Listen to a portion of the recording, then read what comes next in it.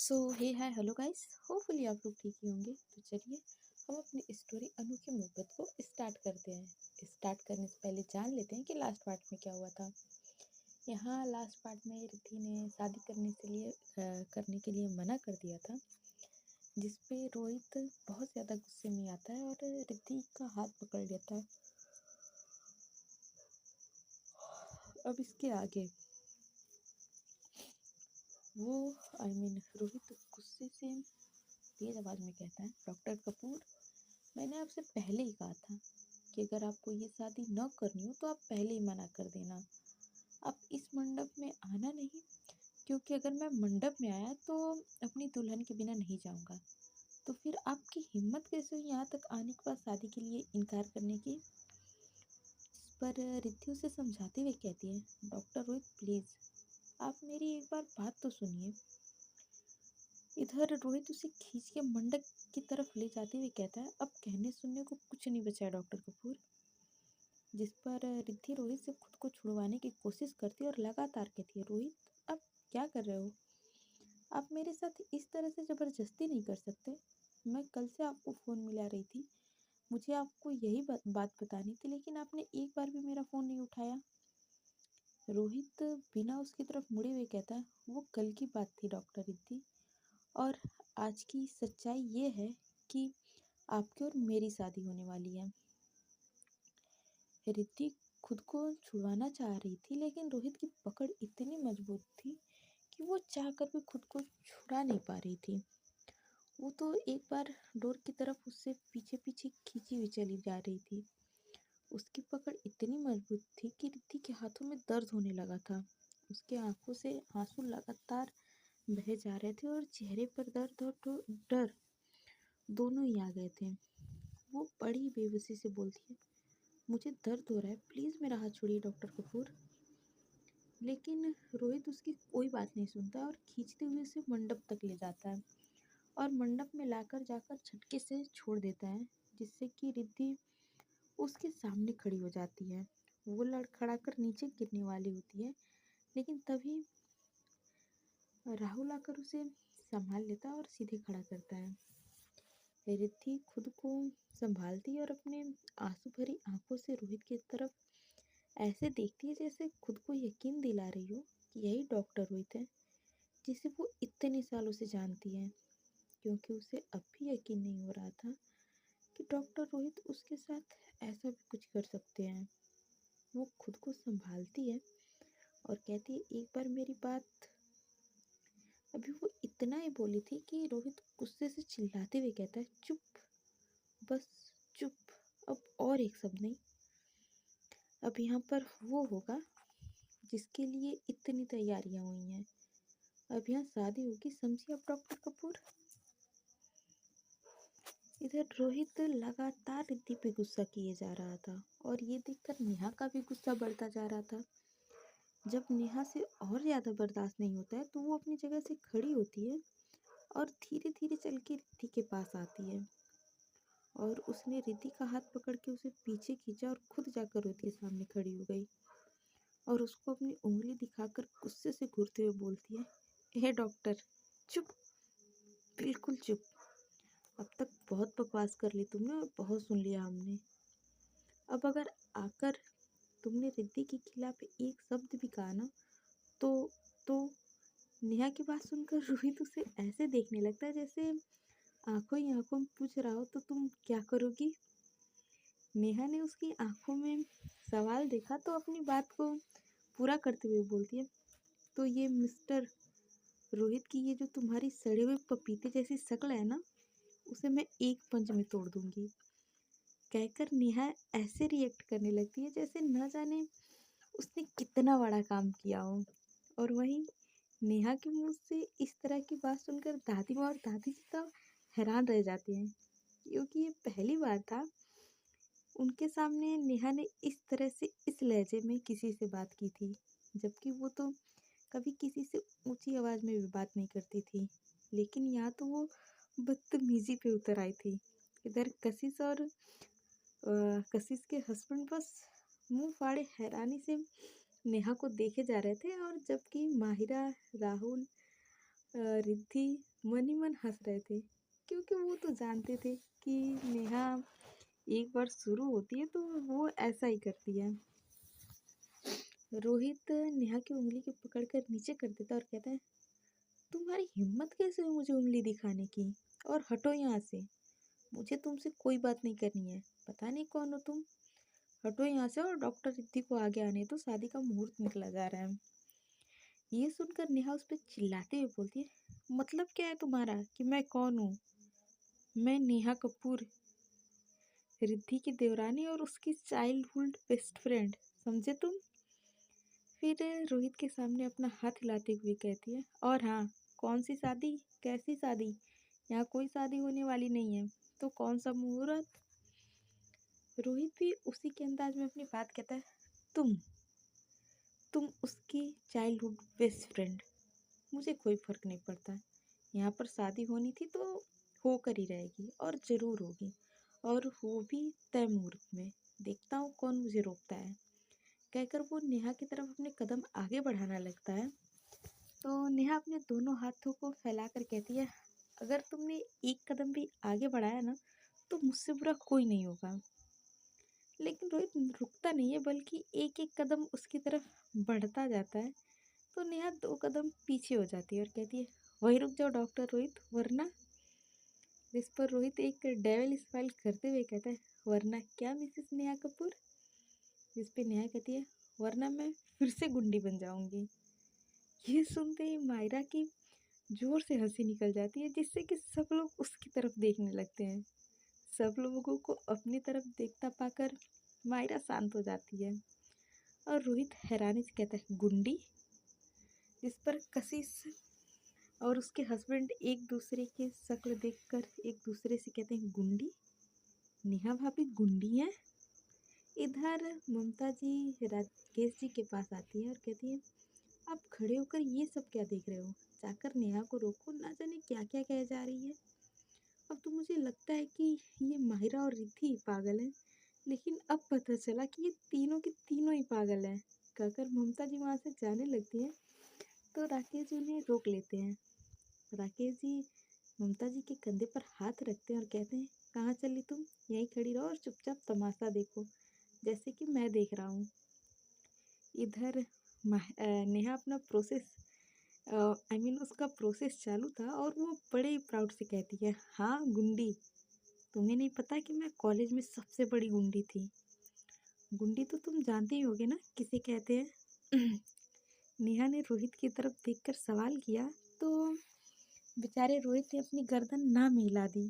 तो नेहा उसे एक्सप्लेन करते हुए बोलती है, अरे गुंडों का फीमेल वर्जन गुंडी होता है, बेवकूफ़ इंसान। खुद के लिए बेवकूफ़ सुनकर रोहित का मुंह बन जाता है, लेकिन नेहा का जो बोलना अभी भी चालू था उसे कुछ फर्क ही नहीं पड़ रहा था कि वहाँ पे सब लोग उसे देखकर कैसे रिएक्ट कर रहे हैं। वो तो बस अपनी धुन में सवार बोले जा रही थी। लेकिन पिछले कुछ साल पहले मेरी शादी हो गई, तो मैंने गुंडी पना छोड़ दिया, लेकिन अब तुम मुझे गुंडी बनाने पर फिर से मजबूर कर रहे हो। अगर अपनी खैर चाहते हो तो वहीं रुक जाओ, और जो करना चाहते हो वो रोक दो, वरना अगर मैंने कुछ किया न तो तुम कुछ करने लायक नहीं रहोगे। इधर रोहित अपने दोनों हाथ बांध के खड़ा हो जाता और कहता है, अच्छा, ऐसा तुम क्या करोगी जो मैं कहीं का नहीं रहूँगा? जिस पर नेहा को समझ नहीं आता कि वो रोहित की बात का क्या जवाब दे। वो हकलाते हुए कहती है, वो मैं तभी कशिश उसका साथ देने के लिए उसके पास आती है और कहती है, तो हम दोनों अपनी सैंडल से तुम्हें इतना मारेंगे कि तुम गंजे हो जाओगे। कशिश की बात सुनकर तो बेचारा कशिश का हस्बैंड बेहोश होने वाला था, लेकिन राहुल ने उसे जल्दी से संभाल लिया और दादी माँ और दादाजी अपना सिर पीट लेते हैं। पहले ही नेहा कम थी जो अब मैदान में कशिश भी उतर चुकी थी। इधर माहिरा भी मचल रही थी कि कब उसका नंबर आए और कब वो रोहित को दो चार बातें सुना दे। राहुल, जो कि काफी देर से मायरा के चेहरे पर आते जाते भावों को देख रहा था, वो समझ चुका था कि इस वक्त मायरा के दिमाग में क्या चल रहा है। इसलिए उसने घूर कर मायरा को देखा, तो मायरा भी नजरें माहिरा की नज़रें राहुल से जा मिली, जो आंखों ही आंखों में उसे वार्निंग दे रहा था कि अगर तुम वहाँ गई ना तो देख लेना। यह देखकर माहिरा ने जल्दी से अपनी गर्दन ना मिला दी और उसे अपने दांत दिखा दिए। इधर नेहा और कशिश की बात सुनकर सब लोगों को बहुत हंसी आ रही थी, लेकिन सब लोग अपनी हंसी बड़ी मुश्किल से दबा के खड़े थे।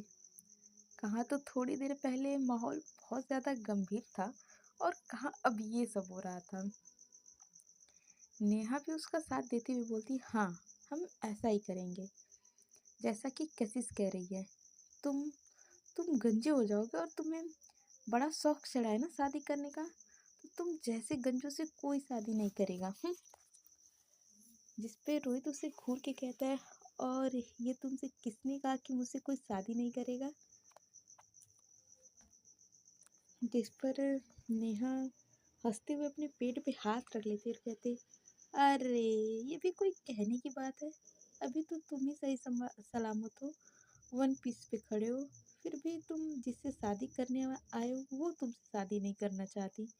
तो फिर सोचो, एक तो तुम्हारी शक्ल पहले ही सड़े हुए टमाटर जैसी है। और वो आगे कुछ कहते उससे पहले ही रोहित नेहा को टोकते हुए कहता है, एक मिनट, ये तुम क्या कह रही हो? अभी थोड़ी देर पहले तो तुमने मेरी शक्ल सड़े हुए पपीते जैसी बताई थी, अब कह रही हो कि सड़े हुए टमाटर जैसी है। पहले तुम खुद तो डिसाइड कर लो कि कैसी है, फिर मुझे बताना। अब तो सब लोग नेहा और कशिश को मुंह फाड़े देख रहे थे, लेकिन रोहित की इस बात ने तो सबको बहुत ही ज़्यादा हैरानी में डाल दिया था। उन्हें रोहित से ये उम्मीद नहीं थी कि वो भी ऐसी बातें कर सकता है। हंसी तो रिद्धि को भी बहुत आ रही थी, लेकिन वो ऐसी जगह खड़ी थी कि खुद के हंस भी नहीं सकती थी। लेकिन बाकी सब हंस भी रहे थे और उन लोगों की लड़ाई को एंजॉय भी कर रहे थे। तो रोहित के जवाब ने नेहा ने भी उतनी ही अकड़ से कहती है, अरे सड़े हुए पपीते जैसे मैंने नहीं, कशिश ने कहा था। मुझे तो तुम्हारी शक्ल सड़े हुए टमाटर जैसी लगती है। तो अब तुम खुद ही सोचो कि एक तो तुम्हारी सड़े हुए टमाटर जैसी शक्ल, ऊपर से तुम टकले हो जाओगे, तो कौन तुमसे शादी करेगा? हाँ बोलो बोलो। अब आगे भी कुछ कहते उससे पहले पंडित जी कहते, अरे भाई शादी की रस्में शुरू करवाइए, मुझे और शादी करवाने जाना है, वैसे भी मुहूर्त बीता जा रहा है। जिस पर कशिश पंडित जी से कहती, आपको किसने रोका है पंडित जी? अब यहाँ कोई शादी नहीं होगी, जाइए आपको जहाँ जाना है। ये सुनकर पंडित जी ने कुछ नहीं कहा और वो चुपचाप वहाँ से जाने के लिए उठने लगे। तो रोहित गुस्से से घूर के उनको देखता है और कहता है, पंडित जी चुपचाप बैठ जाइए और मंत्र शुरू कीजिए, शादी तो आज होकर ही रहेगी। इधर नेहा बार बार उस पंडित जी को उठने को कहती है और रोहित को बार बार उसे बैठने को। बेचारे पंडित जी की तो समझ में नहीं आ रहा था कि वो करे तो करे क्या। तभी ममता जी आगे आती है और नेहा से कहती है, नेहा बेटा ये रिद्धि और रोहित के बीच की बात है, जब हम सबकी कुछ नहीं कर रहे हैं तो तुम क्यों कर रही हो? जिस पर नेहा थोड़ा गंभीर होते हुए गुस्से से कहती है, क्योंकि ना तो मैं अंधी हूँ आंटी और ना ही बहरी, मुझे सब कुछ दिखाई भी देता है और सब कुछ सुनाई भी देता है। शायद आप लोगों को दिखाई नहीं दे रहा है कि इस वक्त रिद्धि की क्या हालत है, और ना ही आपको उसकी बातें सुनाई दे रही हैं। बहुत कुछ पहले ही गलत हो चुका है, लेकिन अब मैं और गलत नहीं होने दूंगी। रिद्धि की शादी तो मैं इस रोहित से नहीं होने दूंगी, मतलब कि नहीं। उसका साथ देते हुए कशिश भी कहती है, नेहा भाभी बिल्कुल सही कह रही है, जब भाभी ये शादी नहीं करना चाहती हैं तो उनके साथ जबरदस्ती क्यों की जा रही है? ये हमारी भाभी हैं और हमारी भाभी ही रहेंगी। और फिर डॉक्टर रोहित की तरफ इशारा करके कहती है, अगर तुम अपनी खैर चाहते हो ना तो जल्दी से यहाँ से निकल जाओ, वरना अगर मेरे भाई यहाँ आए ना तो तुम्हारी शक्ल पे 12 बजा देंगे, समझे तुम? तभी किसी लड़की के पीछे से आवाज़ आती है, किसमें इतनी हिम्मत आ गई जो मेरे हैंडसम की शक्ल पे 12 बजा रहा है। जब इस लड़की की आवाज़ आती है तो सब लोग उस आवाज़ की तरफ मुड़ जाते हैं। तो दरवाजे पर एक लड़की शादी के जोड़े में दुल्हन बन के खड़ी होकर मुस्कुराए जा रही थी। सब लोग उसे हैरानी से देखते हैं तो डॉक्टर रोहित उस लड़की की तरफ बढ़ जाते हैं और उस लड़की के पास जाकर उसके दोनों हाथों को थामकर बड़े ही प्यार से बोलते हैं, थैंक गॉड यार निधि, तुम आ गई, वरना ये लोग तो आज न जाने मेरे साथ क्या क्या करने वाले थे। इधर किसी को भी कुछ समझ नहीं आ रहा था कि यह हो क्या रहा है। सब लोग हैरानी से कभी एक दूसरे को देखते तो कभी रोहित को और कभी उस लड़की निधि को देखे जा रहे थे।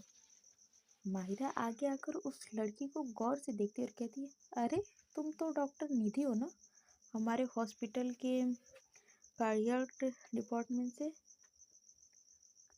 वो लड़की मुस्कुराकर अपनी गर्दन हाँ में हिला देती है तो रिद्धि आगे आकर कहती है, लेकिन तुम यहाँ क्या कर रही हो डॉक्टर निधि, वो भी इस भेष में। जिस पर निधि रिद्धि के पास आती है और कहती है, हेलो डॉक्टर रिद्धि, बहुत नाम सुना है मैंने आपका, लेकिन हम दोनों पर्सनली आज पहली बार मिल रहे हैं। और रही बात आपके सवाल की, तो मैं यहाँ क्या कर रही हूँ, ये तो मेरा दूल्हा यहाँ है, शादी का मंडप यहाँ है, मेरी शादी है वो भी डॉक्टर रोहित से, और मैं यहाँ नहीं होंगी तो और कहाँ होंगी। सब लोग उन सब की बातें सुन के समझने में लगे हुए थे कि आखिर यहाँ हो क्या रहा है। धीरे धीरे डॉक्टर रोहित और निधि की बातों से सबको सब कुछ समझ आने लगा था। रिद्धि हैरानी से रोहित की तरफ देखने लगती है तो रोहित मुस्कुराकर रिद्धि की तरफ देखता और कहता है, मैंने आपसे कहा था ना डॉक्टर रिद्धि कि मैं अगर मंडप में आऊँगा तो बिना शादी किए हुए नहीं जाऊँगा। और फिर मुझे तो पहले से पता था कि चाहे कुछ भी हो जाए, लेकिन आर्य का प्यार इतना कमज़ोर नहीं है कि आप ये शादी कर लेंगी। आपने तो इनकार करना ही था, चाहे वो कब भी करती। ऐसे में जब मैं दूल्हा बनता तो मुझे शादी करनी ही थी। और फिर मुझे कुछ दिन पहले ही पता चला कि डॉक्टर निधि मुझसे प्यार करती है। हालांकि मैं उनसे प्यार नहीं करता, लेकिन मैंने उनके प्रपोजल पे थोड़ा गौर किया और सोचा कि क्यों ना अब सेटल हो जाऊं। और डॉक्टर निधि ने कुछ ही दिनों में अपने प्यार और मुझ पे विश्वास दिलाया। और धीरे धीरे मेरे को भी इनसे प्यार होने लगा। जिस पर रिद्धि हैरानी से कहती, मतलब अब तक जो आप कर रहे थे वो। जिस पे रोहित कहता है, जी हाँ, एक्टिंग थी, क्योंकि मैं भी ये देखना चाहता था कि मुझसे शादी न करने का जो फैसला आपने लिया है, किसी के दबाव में लिया है या फिर अपनी मर्जी से लिया है। और आप इतनी बातें सुनने के बावजूद भी अपने फैसले पर कायम रही, या फिर उसे लेकर अब भी असमंजस में है। रिद्धि बोलती है, मतलब आप मुझे टेस्ट कर रहे थे डॉक्टर रोहित। जिस पर रोहित मुस्कुराते हुए कहता है, जी बिल्कुल, क्योंकि मैं नहीं चाहता था कि आर्य की ज़िंदगी में कोई परेशानी आए। वो सच में एक बहुत अच्छी इंसान है, अपनी लाइफ में बहुत सारा प्यार और खुशियाँ डिजर्व करती है। और आप जिस तरह से अपने फैसले पर डटी रही, उससे मुझे पूरा यकीन हो गया कि आप दोनों की ज़िंदगी में कोई भी परेशानी नहीं आएगी और आप दोनों एक दूसरे के साथ बेहद खुश रहोगे। इधर ममता जी हैरान होते हुए बोलती है, रोहित बेटा, अगर आप ये शादी करना नहीं चाहते थे तो फिर ये सब करने की क्या ज़रूरत थी। तो रोहित बोलता है, ज़रूरत थी आंटी जी, क्योंकि आपकी बेटी को ये एहसास नहीं हो पा रहा था कि वो कितना गलत कर रही है। वो आर्य से प्यार करती है, उसका एहसास ही नहीं कर पा रही थी।